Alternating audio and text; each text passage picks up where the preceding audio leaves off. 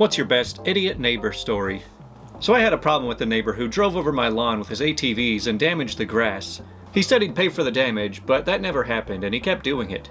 So I put a huge trailer across their tracks to block their path. They went around it. I put up 2 other barriers that they also drove around. So I found this huge branch that had fallen in the woods between our properties and dragged it across to cover the 3rd path they were making across my yard. But the branch got caught on a cable. What is a cable doing over the lawn instead of properly buried? So I called the cable company to have it buried. They said I was the only client registered on that box and to disconnect it. So I did.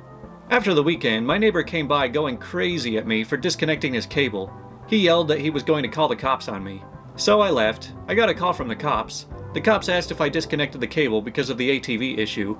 Interesting, I wasn't even going to mention the ATV issue, but my neighbor already did. So long story short, the neighbor got a warning ticket for trespassing and admitted to stealing cable. I took an offer on my house that very day and moved.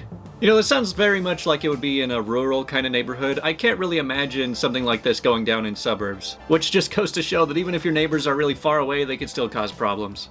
My dad had a neighbor when he was young that played his radio loudly all day, even when he wasn't home or was gone on vacation.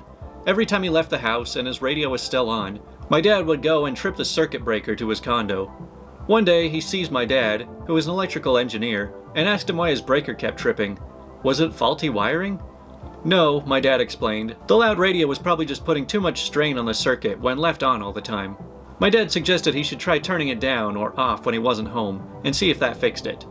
So the man tried it, and surprise, surprise, the circuit breaker stopped tripping. He was very thankful to my dad for helping him with that annoying electrical issue. This kind of reminds me of that last place I lived last year for a few months. When my friend who was renting the place out to me decided to let his father-in-law move into the room right next to mine. It wasn't a separate apartment, it was just kind of another blocked off room in the same place. But the guy was really obnoxious and he would stay up really late being loud. Our rooms were just separated by a door. But the router was on my side, so if it was getting late and I wanted to go to sleep, I would just unplug the router, and then a few seconds later it would get quiet in there. My neighbor is an overweight middle-aged woman that seems to have a bad knee only when my kids are outside in the summer. If they are playing in my fenced backyard, she'll pretend to fall down so they can help her up. I went from, kids, you should help her, that's what neighbors do, to, she fell again? It seems like she only falls when you guys are playing. She doesn't fall when I'm working in the garden. To, if she falls again, come get me. When I started saying that, she seemed to be able to get up pretty quickly. I had to go over there in August and tell her that I can't have any kids helping her get up anymore. They are 7 or 8 years old and they can't give her medical aid. I get that she is probably lonely, but 3 or 4 times a week, I'd hear her yell, kids, kids, help me up, I fell again. Okay, I guess that's one way to beg for attention. A neighbor dug a hole in our side yard because she needed dirt. Both of us live on an acre of land. Yeah, if you're looking for dirt, trust me, there are plenty of people who are building houses that would love for you to come take it away. A couple that lives across the hall from me fights often and loudly. One night, the girl found something on the guy's phone that she found objectionable, so she threw his phone off the 2nd floor balcony onto the concrete walkway below where it shatters. The guy then goes back inside and grabs her phone and does the same. Moral of the story, an iPhone for an iPhone makes the whole world entertaining for the neighbors. Yeah, well, there's not enough information to really take sides on that fight, so I guess it worked out fine. My constantly drunk neighbor came up with the brilliant idea that he could collect the leaves in the stone parking lot with his snowblower. He duct taped a plastic garbage bag over the discharge chute, and off he goes. It actually inflated the bag for a few moments until the stones started flying. He broke 3 windows on his garage door and splattered a bunch of cars in the lot. I crapped my pants laughing. I could write a book on all the stupidest stuff I saw him do. Yeah, leaf blowers can cause more chaos than you expect. I was off sick one day, and my roommate came home for lunch and checked the mail. We got a letter with no return address, sent to the Rooftop Pot Smokers, with our address on it. We knew it was for our next door neighbors, since one of them had a chair on the roof and smoked up there. But since it had no actual name and our address on it, I was like, yeah, I'm gonna open this, it'll be hilarious. As I'm opening the taped envelope, a little bit of white powder sprinkled onto my lap. My roommate and I looked at each other and were like, what the? So I got up and took the letter outside to open it. A crap ton of white powder came out of the letter when we took it out of the envelope. So we grabbed a Ziploc bag and some tongs and sealed up the letter. The letter was typed and said random stuff like, to the jerk who likes smoking pot on the roof and yelling at people on the street with kids, you better have good insurance cause I'll damage your stuff. I'm ex-military and have nothing better to do than to watch over you. You pissed off the wrong guy, blah blah blah. And at the end it said, By the way, the substance in the envelope is toxic, so you might want to get yourself to a hospital. Who's the mother effer now? At that point, we were half laughing, half concerned, so I called the cops just in case. They took it very seriously and sent out everyone.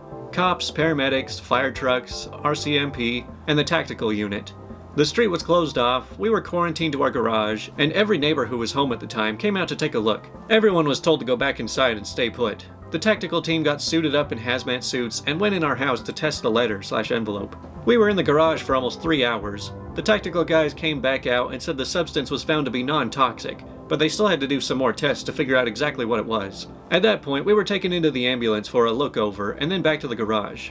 Turns out the white powder was freaking pancake mix. My roommate and I, along with the cops and tactical guys, burst out laughing together. We thanked the response teams and they left. The police stayed behind to get our statements and questioned the next door neighbors to whom the letter was supposed to be sent. A detective followed up with us a couple times. Since it was a threat and sent through the mail, it was a serious offense. The letter/envelope was sent off to forensic for testing.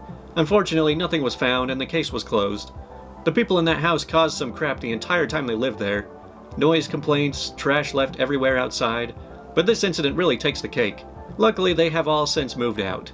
That's kind of weird that it takes so much time and energy to just identify that a white powder is pancake mix. But I guess if you don't want to just do the quick test way and just stick it in your nose, it might be a little difficult to figure out. We lived next to this big guy in an apartment building. Now, he was a nice enough guy, but he was always cleaning a puddle up in front of his apartment every other day.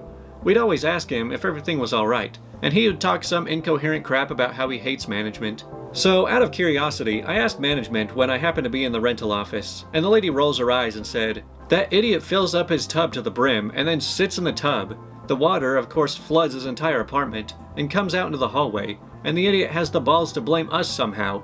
I pretty much said, "Geez, sounds rough," and scurried on back to my place. If the tub story is really the truth, this guy must be dumb as rocks. Yeah, I knew that you basically lose access to a lot of things in life when you become too large, but I never really thought about baths being one of those things.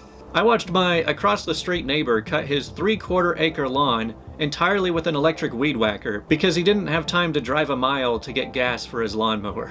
Oh man, as somebody who used to be in the lawn mowing business, I mean, that would take many hours to actually cut your whole lawn like that, so I think the 1-mile trip might be worth it. Our neighbor is a strange woman with a lot of strange habits. For example, she waters her plants even when it's raining outside, and she complains about ice cream being cold, so she microwaves it first.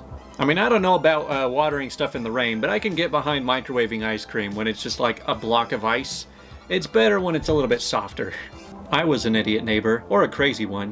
When my son was a newborn, he was very colicky and barely slept for more than a few hours at a time. I was so tired and literally losing my mind. There was a house of old bikers down the street, and they would constantly drive down our road and rev their engines. I mean, my husband rides. I know it's possible to drive them down the street and rattle windows. It would wake the baby up. So I went down there and asked very nicely. I said, "Hey guys, I know it's your street too, but I have a young baby who you wake up every time you do that.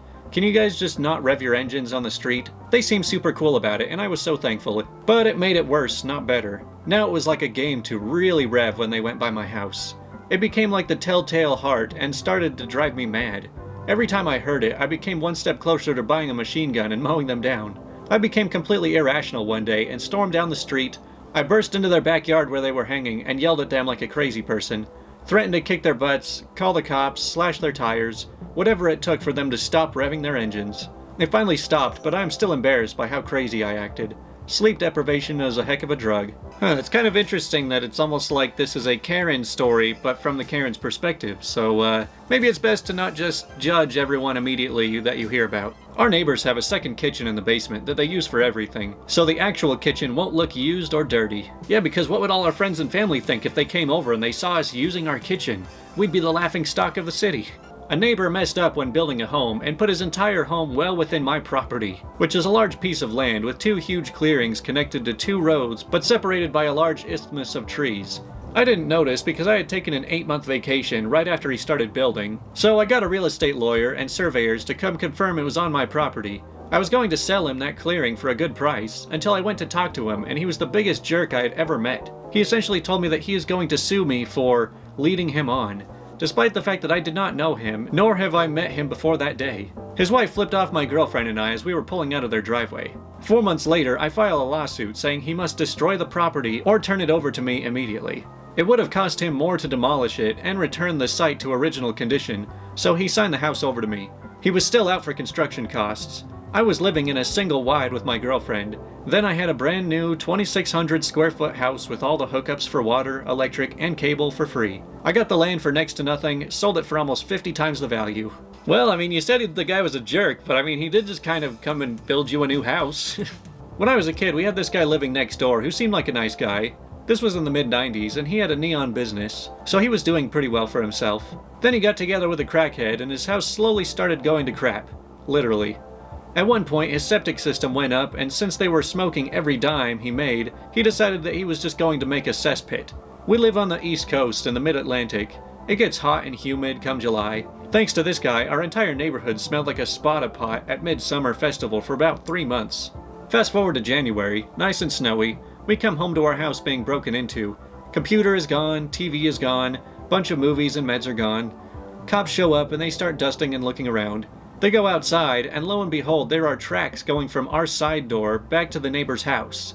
Of course, they deny everything, and are at least smart enough to not keep the stuff around after we got home. They were not smart enough to use different names. They pawned everything, though. Needless to say, we had new neighbors within a few months of this incident. Yeah, it is pretty awesome when you just have the horrible neighbors that just move away one day, and then it's almost like life just opens back up.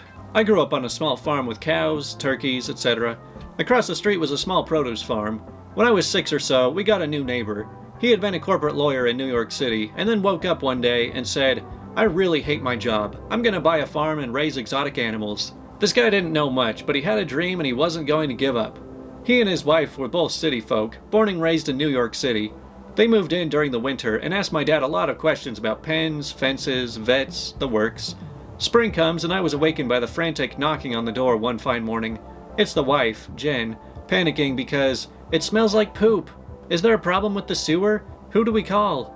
My mom starts laughing, which frustrates Jen more. My mom explained that it was the spring and the produce farm across the street just laid down their fertilizer. My mom had to further explain that fertilizer is just a nice word for cow poop. After she left, we could hear her screaming at her husband that she hated it here, and this was the dumbest idea he's ever had, and she wants to go back to the city. Keep in mind that our houses were pretty far apart, as we were both on 6 to 10 acre lots. She could really project. They got some emus and llamas in shortly after.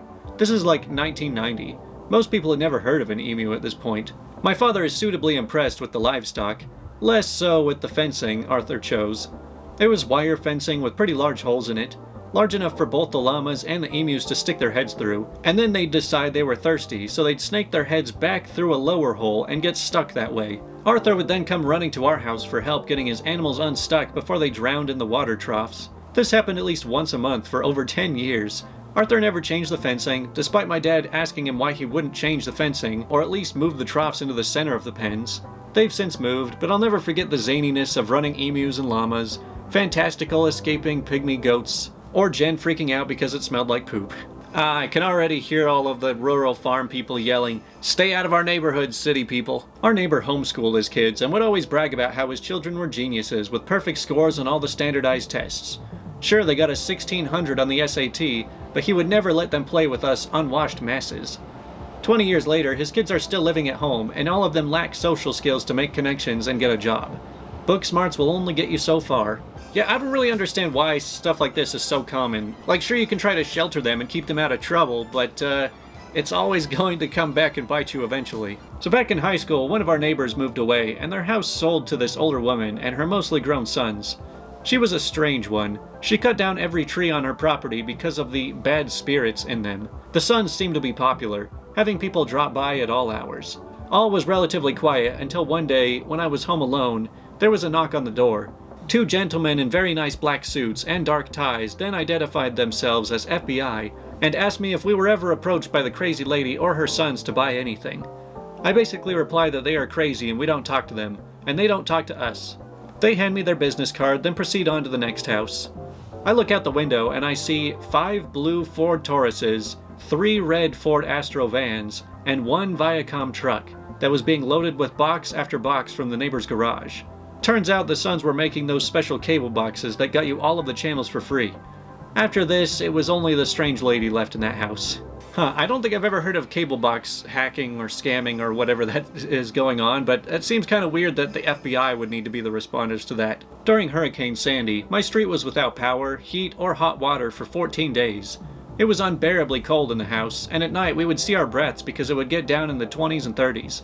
So I have the west wing of our house to myself. There's a family that lives in the house proper, and another tenant in the small studio in between us. So I come home from work one day just to swing by the house and get clothes so I can shower at a friend's, and my road is blocked off. Fire engines and cops everywhere. My neighbor approaches me as I'm making my way up the street through the craziness, and I asked whose house it was. He said, "Oh, it's yours." Immediately I run towards my house because all I care about is my cat. So coming down the driveway, I see the people from the main house being carried away on stretchers. I don't see smoke or fire, but my front door is kicked in and my cat is roaming around outside. Basically, everyone that lived on my street is congregating in my driveway or on my lawn. So one of the firemen comes over to tell me the people in the main house were cold, so they brought their charcoal grill in the house and lit it to heat the house. Filled the house with carbon monoxide. The mom passed out and the daughter felt weak and called 911. Well, at least the cat was okay in all of this. I was out planting grass over some holes I had filled in, and I heard a neighbor yelling. He's an older guy, but big and threatening looking. Anyway, I look over and there's a groundhog lumbering around the yard. He's yelling at the groundhog to go away, but it doesn't care and just keeps walking towards the garage. The guy grabs his hose from the garage and gets ready to spray the groundhog, but it starts running toward his garage because the noises scared it and it couldn't hear where they came from. I've never seen a grown man run like he did that day. He got inside his house faster than I could have thought possible. I went over and scared the groundhog out of his garage, but never told my neighbor I did it. I think he hid in his house for a solid 3 hours. Well, that's all the stories I'm going to read for this video. I cut out probably like half of them, so this video would have been like twice as long. But surprisingly, I've had quite a few bad neighbor stories. Like 99% of the time when I live places, I just keep to myself and just don't care about what any neighbors do. But back in the place that I used to record in for a long time, there was a house across the street that was being rented out by like, who knows how many people were living there. You could tell they sold drugs because people were just coming and going all the time. People were always sitting out on the front porch. And I mean, this was like directly across the street from us. And then one night I hear a few gunshots. And then like 20 minutes later, I go up and look outside and there's just a whole bunch of cops all around. And then I go outside and I see a few bullet holes in the car, which is just parked directly across the street from my car sitting on the street. But then the people got evicted like a couple weeks later, so the neighborhood was completely chill after that. It's just funny because like people would always hear like, "Oh, you live in Rose Park? Isn't that a rough part of town?" I'm like, nah, it's not that bad. But there was a drive-by shooting across the street, but now that they're gone, it's totally fine.